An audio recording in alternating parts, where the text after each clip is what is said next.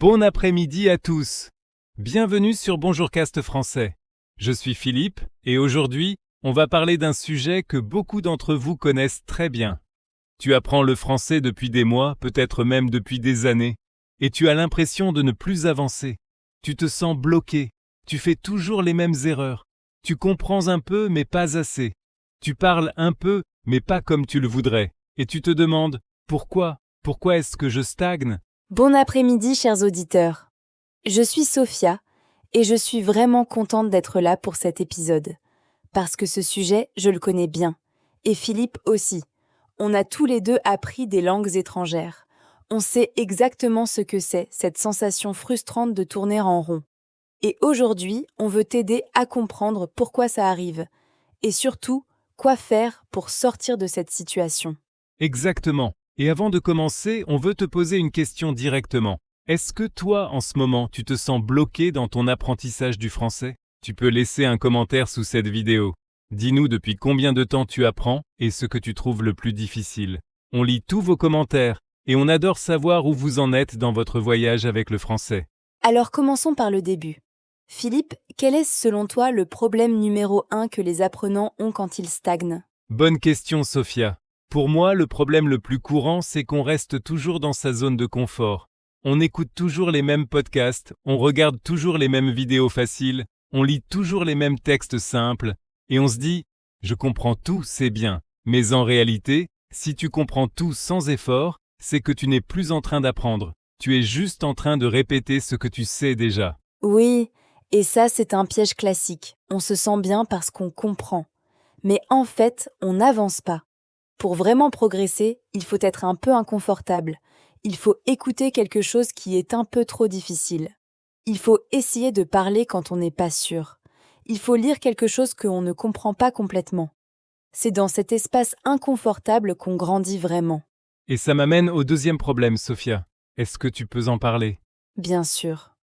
Le deuxième problème, c'est qu'on ne parle pas assez. Beaucoup de gens passent des mois à écouter, à lire, à faire des exercices, mais ils ne parlent presque jamais. Et ensuite, quand ils essaient de parler, ils sont surpris de voir que c'est difficile. Mais c'est normal, parce que parler, c'est une compétence séparée. Tu peux très bien comprendre le français sans pouvoir le parler facilement. Ce sont deux choses différentes.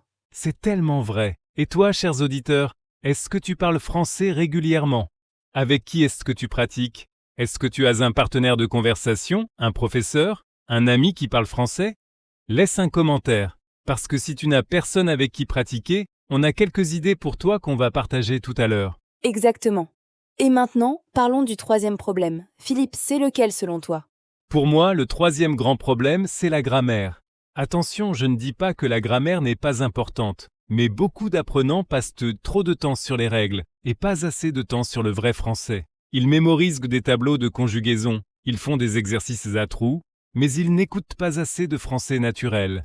Et le résultat, c'est qu'ils connaissent les règles, mais ils ne peuvent pas parler naturellement. Oui, et c'est une erreur classique. Pour parler couramment, il faut que les phrases viennent naturellement, sans réfléchir aux règles. Et ça vient seulement avec beaucoup d'exposition au vrai français. En écoutant, en lisant, en regardant des films, des séries, des podcasts, comme Bonjourcast français. Exactement. Et ça, c'est quelque chose qu'on répète souvent dans notre chaîne. L'exposition au français naturel, c'est la clé. Pas les livres de grammaire, pas les listes de vocabulaire, mais le vrai français, parlé par de vraies personnes, dans de vraies situations. Alors, continuons. Le quatrième problème. Le quatrième problème, c'est le manque de régularité. Beaucoup de gens apprennent le français de manière irrégulière. Ils sont très motivés pendant une semaine, ils font 1 heure de français par jour. Puis ils sont occupés, ils ne font rien pendant 2 semaines. Puis ils reviennent, très motivés encore une fois. Et ainsi de suite. Et ce n'est pas la bonne façon de faire. Non, absolument pas. Notre cerveau apprend mieux avec de la régularité.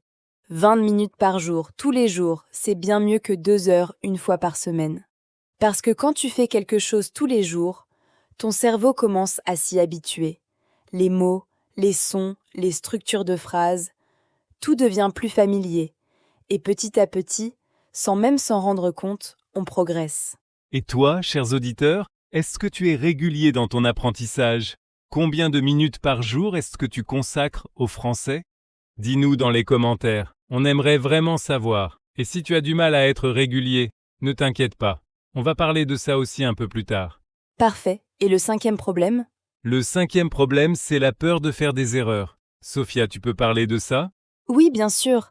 La peur de faire des erreurs, c'est peut-être le problème le plus profond de tous, parce que c'est une peur émotionnelle. Quand tu parles une langue étrangère, tu te sens vulnérable. Tu peux dire quelque chose de faux. Les gens peuvent ne pas te comprendre. Tu peux paraître ridicule. Et cette peur te bloque. Elle t'empêche de parler, d'essayer, de prendre des risques. Et si tu ne prends pas de risques, tu n'apprends pas. Et voilà quelque chose d'important à comprendre. Faire des erreurs, ce n'est pas un problème. C'est une partie normale et nécessaire de l'apprentissage. Tout le monde fait des erreurs quand il apprend une nouvelle langue. Les enfants font des erreurs. Les adultes font des erreurs. Et c'est comme ça qu'on apprend. Chaque erreur est une leçon. Exactement. Et quand tu fais une erreur, la plupart des gens ne vont pas se moquer de toi. Au contraire. En général, les gens sont impressionnés quand quelqu'un essaie de parler leur langue. Ils apprécient l'effort. Alors ne laisse pas la peur te bloquer. Parle, essaie, fais des erreurs et continue. Très bien dit, Sophia. Maintenant, on va changer un peu de direction. On a parlé des problèmes, mais maintenant parlons des solutions. Parce que c'est bien de savoir pourquoi on stagne, mais c'est encore mieux de savoir quoi faire pour avancer. Exactement. Alors, la première solution, c'est simple. Écoute plus de français authentiques. Pas seulement des podcasts pour débutants. Pas seulement des dialogues lents et artificiels. Mais du vrai français, comme tu l'entends dans ce podcast. Des conversations naturelles, avec un vocabulaire varié, avec des expressions idiomatiques, avec le rythme réel de la langue.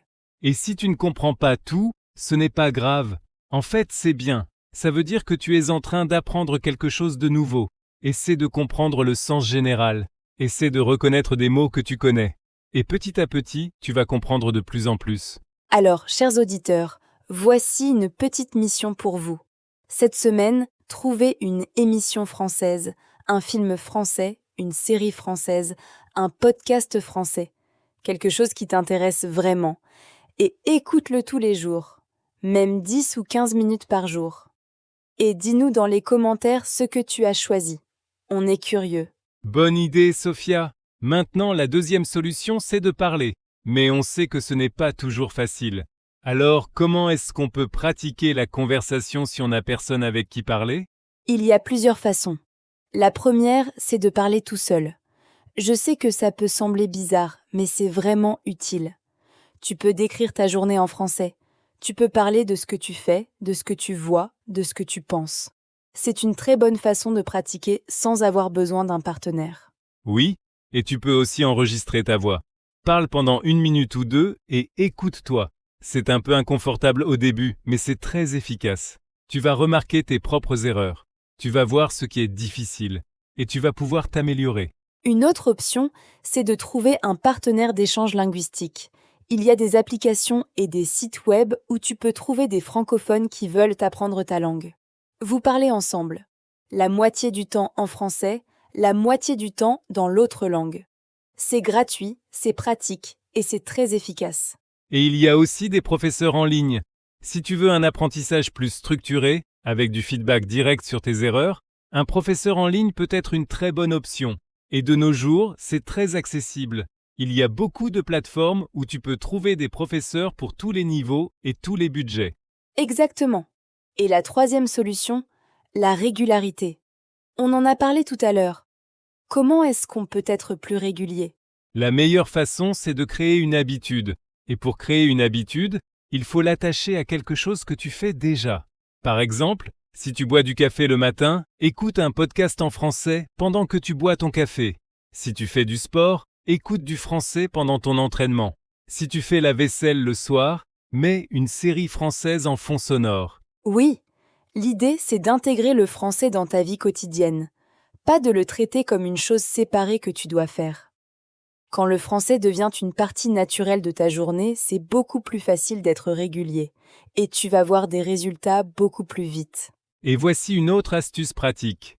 Change la langue de ton téléphone en français. Change la langue de tes applications préférées. Mets des post-it en français sur les objets de ta maison. Plus tu crées un environnement français autour de toi, plus ton cerveau va s'habituer à la langue. Et c'est vraiment efficace. Super conseil, Philippe. Et maintenant, parlons d'un autre aspect très important, la motivation.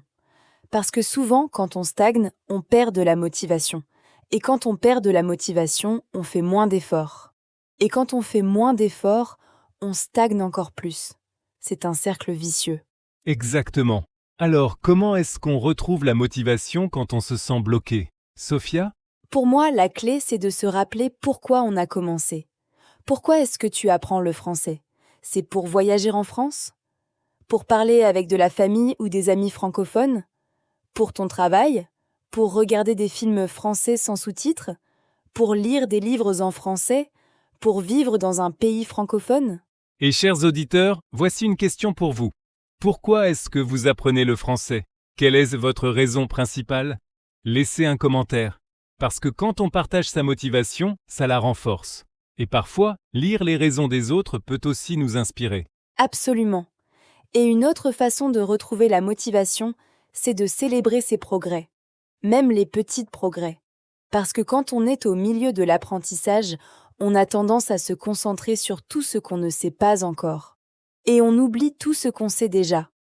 Mais si tu t'arrêtes et tu réfléchis, tu vas voir que tu as progressé. Ces progrès méritent d'être célébrés. Tout à fait. Et une technique simple pour ça, c'est de tenir un journal d'apprentissage. Chaque semaine, note ce que tu as appris, note ce que tu as compris, note ce qui était difficile et ce qui est devenu plus facile. Quand tu relis ton journal après quelques mois, tu vas être surpris de voir tout le chemin que tu as parcouru. C'est une excellente idée. Et maintenant, parlons d'un problème spécifique que beaucoup d'apprenants ont. Le fameux plateau. Tu sais, ce moment où tu as l'impression d'avoir atteint un certain niveau et de ne plus pouvoir avancer. Tu comprends assez bien, tu peux avoir des conversations simples, mais tu n'arrives pas à passer au niveau supérieur. Ah oui, le plateau? Sophia, tu peux t'expliquer pourquoi ça arrive? Bien sûr. Le plateau arrive généralement parce que les méthodes qui t'ont amené jusqu'ici ne sont plus suffisantes pour te faire avancer. Au début, tout est nouveau.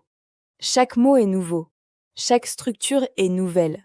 Et tu progresses vite, parce qu'il y a tellement de choses à apprendre. Mais après un moment, tu as appris les bases. Et maintenant, pour continuer à progresser, tu as besoin d'aller plus loin. Et souvent, les gens ne réalisent pas ça. Ils continuent à faire la même chose, à écouter les mêmes podcasts, à utiliser les mêmes applications. Et ils se demandent pourquoi ils n'avancent plus. Mais la réponse est simple. Pour avancer, il faut changer quelque chose. Exactement. Et le changement, ça peut prendre différentes formes. Tu peux changer le type de contenu que tu consommes. Passer de podcasts pour débutants à des podcasts pour natifs. Tu peux changer ta façon de pratiquer. Commencer à écrire en français, commencer à parler avec des natifs. Tu peux changer tes objectifs. Te fixer un défi spécifique, comme regarder un film entier en français sans sous-titres. Et tu peux aussi changer ton environnement, voyager en France ou dans un autre pays francophone si c'est possible, ou rejoindre un groupe de conversation français dans ta ville, ou trouver une communauté en ligne de personnes qui apprennent le français. Changer son environnement, c'est souvent le moyen le plus rapide de sortir d'un plateau. Et pour toi, chers auditeurs, est-ce que tu te reconnais dans cette description du plateau? Est-ce que tu penses que tu es dans cette situation en ce moment? Dis-nous dans les commentaires. Et dis-nous aussi ce que tu penses pouvoir changer pour avancer. On est là pour t'aider. Super. Maintenant, Sophia, je voudrais parler d'un aspect qu'on n'a pas encore abordé, la compréhension orale. Parce que pour beaucoup d'apprenants, c'est le plus grand obstacle. Ils peuvent lire le français assez bien, mais quand ils entendent du français ils entendent du français parler rapidement, ils ne comprennent rien. Oui, c'est un défi très courant. Et la raison, c'est que le français parlé est très différent du français écrit. Quand on parle, on mange les mots, on fait des liaisons, on prononce certaines choses d'une façon qui ne ressemble pas du tout à ce qu'on voit dans les livres.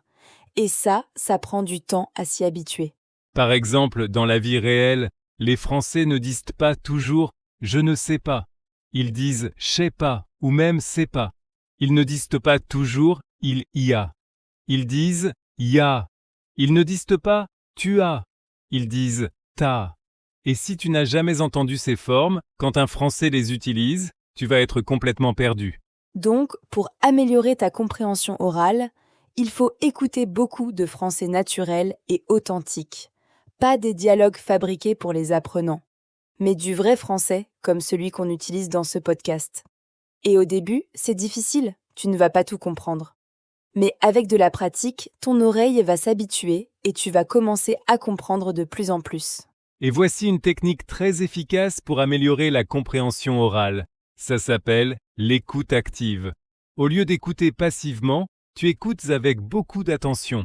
Tu essaies de comprendre chaque mot. Quand tu entends quelque chose que tu ne comprends pas, tu mets pause, tu rembobines, tu réécoutes, et tu essaies de comprendre ce que tu as entendu. Et une autre technique, c'est la dictée.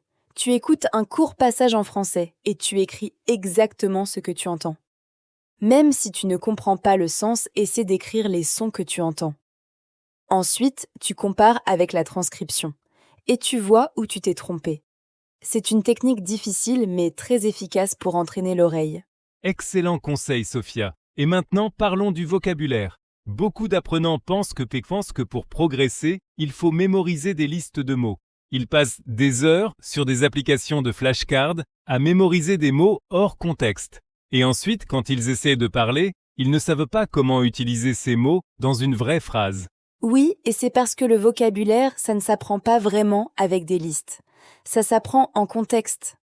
Quand tu entends un mot dans une conversation ou dans un film ou dans un livre et que tu comprends ce qu'il veut dire dans cette situation spécifique, tu as beaucoup plus de chances de t'en souvenir. Et tu vas aussi savoir comment l'utiliser naturellement. Donc, au lieu de mémoriser des listes de mots, essaie d'apprendre le vocabulaire à travers du contenu que tu apprécies. Regarde des films en français, lis des livres en français, écoute des podcasts en français. Et quand tu rencontres un mot que tu ne connais pas, note-le, cherche sa définition et essaie de le réutiliser dans une phrase. Et une chose très importante à savoir, tu n'as pas besoin de connaître tous les mots pour comprendre. En français, il y a quelques centaines de mots très courants qui représentent la grande majorité de ce qu'on dit dans la vie quotidienne. Si tu maîtrises ces mots-là, tu peux déjà comprendre l'essentiel de beaucoup de conversations. Et chers auditeurs, voici une autre question pour vous. Quelle est la partie du français que tu trouves la plus difficile? La prononciation, le vocabulaire, la compréhension orale, l'expression orale? Laisse un commentaire, on veut savoir. Et maintenant, parlons d'un sujet un peu différent. Le rôle de la confiance en soi dans l'apprentissage. Parce que la confiance, c'est quelque chose qu'on ne parle pas assez dans l'apprentissage des langues. Et pourtant, ça joue un rôle énorme. Absolument. Quand tu as confiance en toi, tu parles plus. Tu essaies plus de choses. Tu prends plus de risques. Et comme on l'a dit, c'est en prenant des risques qu'on apprend le mieux. Mais quand tu manques de confiance, tu te retiens. Tu hésites. Tu ne parles pas. Et du coup, tu n'apprends pas. Et le problème, c'est que beaucoup d'apprenants comparent leur niveau à celui des natifs. Et évidemment, ils ne sont pas au même niveau. Et ça les décourage. Mais c'est une comparaison injuste. Les natifs ont appris leur langue pendant toute leur vie. Toi, tu l'apprends depuis quelques mois ou quelques années. Ce n'est pas la même chose. Exactement. La bonne comparaison, c'est toi d'aujourd'hui comparé à toi d'hier, ou de la semaine dernière, ou de l'année dernière. Est-ce que tu as progressé? Probablement oui, et c'est ça qui compte. Et pour améliorer sa confiance, une bonne stratégie, c'est de commencer par des conversations faciles. Parle de sujets que tu connais bien, parle de ta vie quotidienne, de tes intérêts, de ta famille. Dans ces domaines, tu as déjà le vocabulaire de base. Et quand tu réussis à avoir une conversation sur ces sujets, ta confiance augmente. Et ensuite, tu peux progressivement aller vers des sujets plus complexes. Et rappelle-toi toujours, les erreurs sont tes amis, vraiment. Chaque erreur est une information. Elle te dit quelque chose que tu n'as pas encore bien appris. Et si tu corriges cette erreur, tu avances. Alors ne fuis pas les erreurs. Accueille-les. Apprends d'elles. Maintenant, Philippe, je veux parler de quelque chose de très pratique, les habitudes quotidiennes. Qu'est-ce qu'on peut faire tous les jours, en dehors des sessions d'études formelles, pour progresser en français? Oh, il y a tellement de choses. La première, on en a parlé. Changer la langue de son téléphone. C'est simple, c'est gratuit, et ça expose ton cerveau au français en permanence. La deuxième, c'est de suivre des comptes en français sur les réseaux sociaux. Des comptes d'actualité, d'humour, de cuisine, de sport, peu importe ce qui t'intéresse. Tu vas lire du français naturel tous les jours, sans même faire d'efforts. Très bon conseil. Une autre habitude, c'est de penser en français. Quand tu es dans ta voiture, dans les transports, quand tu fais la cuisine, essaie de penser en français. Décris ce que tu vois. Raconte ta journée dans ta tête. Demande-toi comment on dit telle ou telle chose en français. Ce n'est pas toujours facile au début, mais avec de la pratique, ça devient naturel. Et tu peux aussi garder un carnet de mots ou d'expressions que tu entends et que tu trouves intéressantes. Pas pour les mémoriser par cœur, mais juste pour les noter. Parfois, le simple fait d'écrire quelque chose aide à s'en souvenir.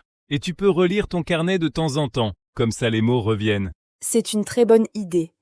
Et une autre habitude très efficace, c'est de regarder des vidéos courtes en français. Sur YouTube, il y a beaucoup de chaînes françaises qui font des vidéos de 2 à 5 minutes. C'est une durée parfaite, pas trop long, pas trop court. Et tu peux en regarder 1 ou 2 par jour, facilement, sans y consacrer beaucoup de temps. Et bien sûr, écoutez Bonjourcast français régulièrement. C'est notre mission, te donner du français naturel et authentique, à un rythme que tu peux suivre, avec des sujets intéressants. Alors si tu ne l'as pas encore fait, abonne-toi à notre chaîne pour ne rater aucun épisode. Absolument. Et laisse un commentaire sous cette vidéo. Dis-nous ce que tu penses de cet épisode. Dis-nous ce que tu aimerais qu'on aborde dans un prochain épisode. On est toujours heureux d'entendre vos idées et vos retours. Maintenant, parlons d'un autre aspect important de la stagnation, le problème de la perfection. Beaucoup d'apprenants veulent y parler parfaitement avant de commencer à parler. Ils veulent avoir un accent parfait. Ils veulent faire 0 erreur. Ils veulent comprendre chaque mot. Et en attendant la perfection, ils ne parlent jamais. Oui, et c'est un problème très courant, surtout pour les adultes. Les enfants, eux, n'ont pas ce problème. Ils parlent sans s'inquiéter de faire des erreurs. Ils essaient, ils se trompent, ils recommencent, et ils apprennent. Mais les adultes ont souvent un ego à protéger. Ils ne veulent pas sembler stupides. Ils ne veulent pas faire des erreurs en public. Et ça les bloque. Donc, si tu te reconnais dans ça, voici un conseil important. Abandonne l'idée de la perfection. Elle n'existe pas. Même les natifs font des erreurs. Même les professeurs font des erreurs. La perfection n'est pas l'objectif. L'objectif, c'est de communiquer. Et pour communiquer, il suffit d'être compréhensible, pas parfait. Très bien dit. Et voici quelque chose d'encourageant. Les Français apprécient vraiment quand quelqu'un fait l'effort de parler leur langue. Même si tu fais des erreurs, même si ton accent n'est pas parfait, les gens vont t'encourager. Ils vont être patients. Ils vont t'aider. Alors, n'aie pas peur. Et toi, chers auditeurs, est-ce que tu as déjà essayé de parler français avec quelqu'un, en dehors de tes cours ou de tes sessions d'études? Comment ça s'est passé? Laisse un commentaire. On aimerait beaucoup entendre ton expérience. Super. Maintenant, Philippe, je veux aborder un dernier grand thème. L'importance des émotions dans l'apprentissage. Parce que souvent, on parle de méthodes, de techniques, d'outils. Mais on oublie que l'apprentissage, c'est aussi une expérience émotionnelle. Tout à fait. Quand on est stressé, quand on est anxieux, quand on a peur du jugement, on apprend mal. Le cerveau, dans ces états, n'est pas dans les meilleures conditions pour absorber de nouvelles informations. Au contraire, quand on est détendu, quand on s'amuse, quand on est enthousiaste, on apprend beaucoup mieux. Donc, essaie de rendre ton apprentissage agréable. Fais des activités en français que tu aimes vraiment. Si tu aimes la cuisine, regarde des émissions de cuisine française. Si tu aimes le sport, suis des équipes françaises. Si tu aimes la musique, écoute des artistes français. Quand tu associes le français à des choses que tu aimes, ton cerveau fait le lien entre le français et quelque chose de positif. Et ça facilite vraiment l'apprentissage. Exactement. Et une autre chose très importante, prends soin de toi. Dors bien, mange bien, fais du sport. Parce que tout ça affecte directement ta capacité à apprendre. Un cerveau fatigué, c'est un cerveau qui apprend mal. Alors si tu veux progresser en français, commence par prendre soin de toi en général. Super conseil. Et voilà, chers auditeurs, on approche de la fin de cet épisode. Mais avant de terminer, je veux faire un résumé des points les plus importants qu'on a abordés aujourd'hui. Philippe, tu veux bien commencer ? Bien sûr. Donc si tu te sens bloqué dans ton apprentissage du français, voici les principales raisons pour lesquelles ça peut arriver. Premièrement, tu restes dans ta zone de confort. Tu consommes du contenu trop facile et tu ne te challenges pas assez. Deuxièmement, tu ne parles pas assez. Tu écoutes, tu lis, mais tu n'utilises pas activement le français dans des conversations réelles. Troisièmement, tu accordes trop d'importance aux règles et pas assez à l'exposition au français naturel. Quatrièmement, tu manques de régularité.